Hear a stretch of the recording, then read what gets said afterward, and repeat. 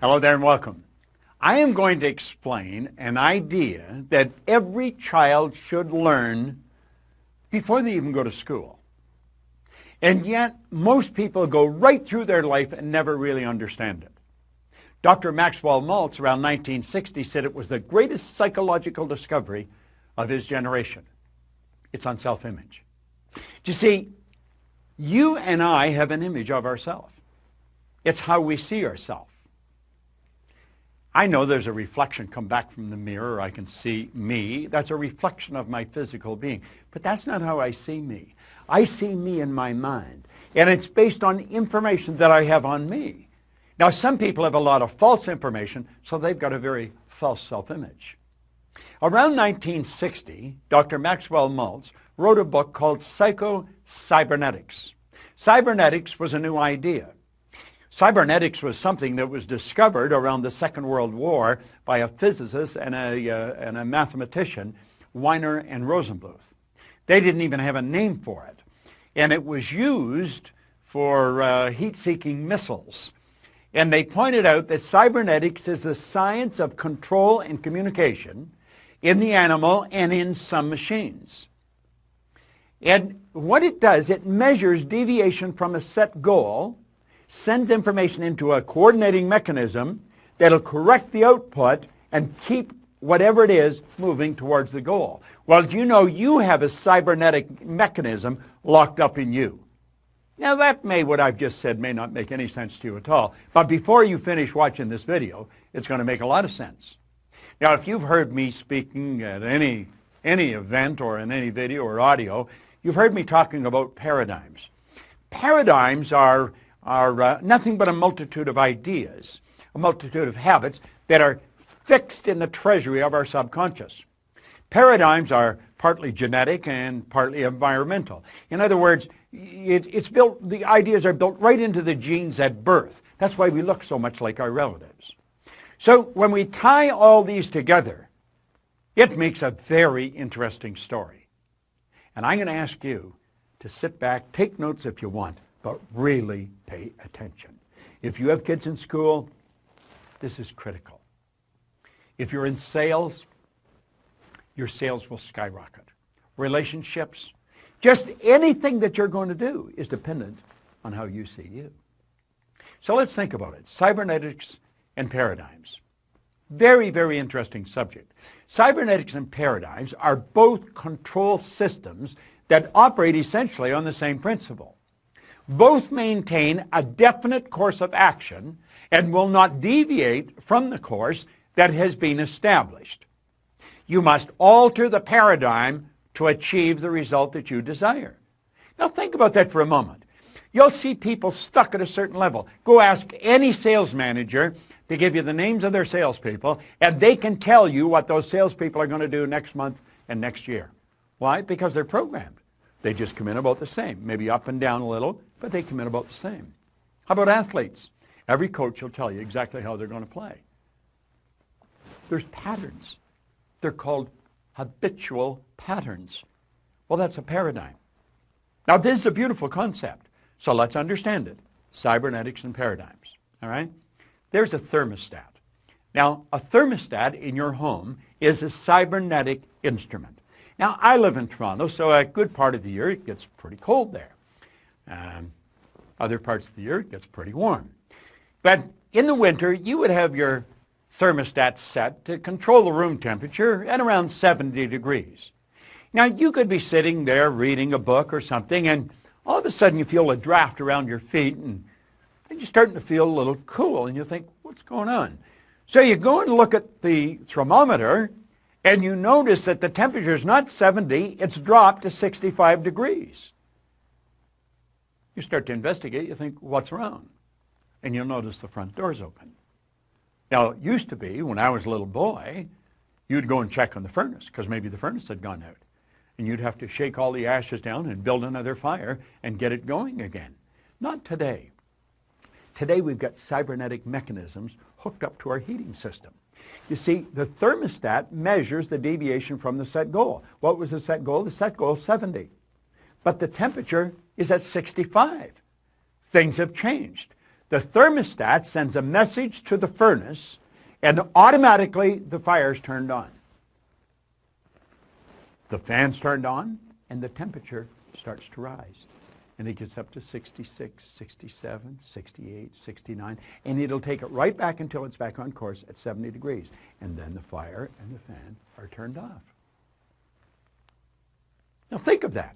And it all happens automatically. That's a cybernetic mechanism. Interesting, isn't it? Do you know you've got a cybernetic mechanism in you? Let's look at it another way. Let's look up at the sky. Here's a big plane. Now, the automatic pilot on a commercial plane is a cybernetic instrument. That's exactly what it is. And you see, a flight pattern is programmed into the plane's computer system. When the plane goes off course, the cybernetic system measures the deviation from the said goal, and it corrects the flight pattern. The plane is brought back on course. It's correct. Do you know a rocket going to the moon is off course 97% of the time? Let's take a look at it from a different perspective. There's a plane leaving Chicago, and it's flying to Paris. Now, when the plane leaves the vicinity, it's just getting off the ground. You see the wheels are still down. It's just getting up there. The automatic pilot is flipped on. The pilot could come back and have dinner with you. Now, they don't leave the cockpit, but they're not necessarily doing anything. It's all done automatically. And you see, when that plane's flying along, it gets hit by some turbulence, gets knocked off course. Do you know what happens? The cybernetic mechanism cuts in. It's activated, and it puts the plane back on course again. It all happens automatically. Pilot doesn't even have to do anything. But ultimately, although it goes off course and gets knocked back on course, it ends up in Paris. Now think about that for a moment. Here's you, and you have locked into your subconscious mind a self-image. And that self-image operates like a cybernetic mechanism. Okay? Your self-image is a cybernetic instrument. Now, let's suppose your self-image is that you are overweight. No, you don't talk about it. You don't want anybody else to talk about it. But inside you feel you're overweight. And you just get to a point where you can't handle it anymore, so you make a decision, I'm going to go on a diet, and you instantly move into action. Now what happens? Well, you start to lose weight. Why? You're starving yourself. You don't eat anything white, and on we go. No more chocolate. Why? Because they make you fat. That's not what makes you fat. It's the image that makes you fat. If you had a skinny image, you could eat all the chocolate in the world. You just pass off what's not needed for the manifestation of the image through your eliminative system. Eliminative system is one of the systems in your body. Now here's the point. When a person who is overweight goes on a diet without changing or altering the self-image, any weight loss is temporary. That's why people gain and lose tons in a lifetime. Say they lose it, you're automatically programmed to find whatever you lose. The self-image, being a cybernetic instrument, measures the deviation from the set goal and immediately corrects the course. The weight that was lost will be found. You see, you look at the scales, you don't relate. That's not really me. That's not really me. So what happens? The weight's put back on again. Isn't that interesting? I know. If you have a weight problem, you're saying, damn, I never knew that. Well, now you do know it. But you see, if you're going to change the weight, you've got to change the paradigm. That's what our company's all about. We help people change paradigms. We help them live in the body they want to live in. I'm so happy and grateful now that I'm at my perfect weight. I'm looking good. I'm feeling great. You can do that. You can live the way you want to live. You're God's highest form of creation. Where's another area that we could use? Well, you can use it in any area. Let's take a child in school. Now, this is all in Psycho-Cybernetics, Dr. Maxwell Maltz's book. And here's something else. What's the point of making heroic vows of amendment if the same old lawbreakers are going to keep them? I am going to take the weight off.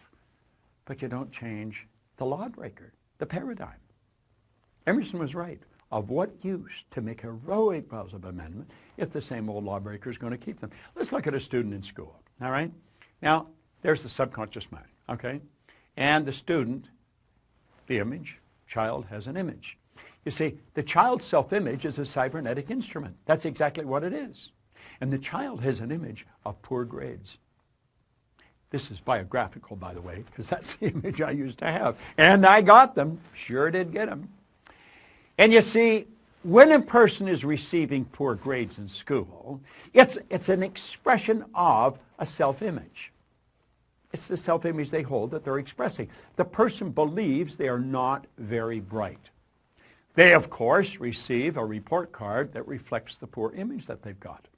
And they take the report card home, and there's trouble in River City. I mean, I lived with this all the time I was in school. The child's grounded. They're made to study. Now, what the parent doesn't know and what the child doesn't know is really rather sad. See, the child cram, and the marks go up. But what the parent and the child do not understand, the parent is unaware that the real problem has the child. They have them give up recreational activities. They make them study. The grades improve, but the improvement's temporary. Why? The child has never changed the self-image. Parent doesn't even understand self-image in most cases, and certainly the child doesn't. And so what happens? Well, they got a good test. When the report card comes out, nothing's changed. Now, why would people live that way? They live that way because they don't know any different. And that is rather sad. See, we should learn to live the way we really want to live. We've got to understand this concept of self-image, of cybernetics, of paradigms. You know, Oscar Wilde said something really beautiful one time. He said, selfishness is not living as one wishes to live. Selfishness is asking others to live as one wishes to live. You've got to develop the courage. You've got to develop the awareness, the wisdom to live the way you really want to live. Life is very short, and it's over very fast. And you can have, do, or be anything you want. You're God's highest form of creation. If you really want to check in to programs that will change the course of your life forever, understand this. Myself and my associates in our company spend all their time studying this. I have personally been studying it for over 50 years. We have some of the best programs in the world. Some of them run for a week, some run for a year, some run for an hour every day. But I'll tell you this, they'll have you running in the direction that you want to go for the rest of your life. Leave us your information. Let us talk to you. And absolutely refuse to spend another day living the way someone else wants you to live, so that they're going to be happy with you. See, most people live the way they think other people think they should live. At the very best, that's got to be a bad trip. This is your life. Make it a phenomenal experience. This is Bob Proctor. Thank you.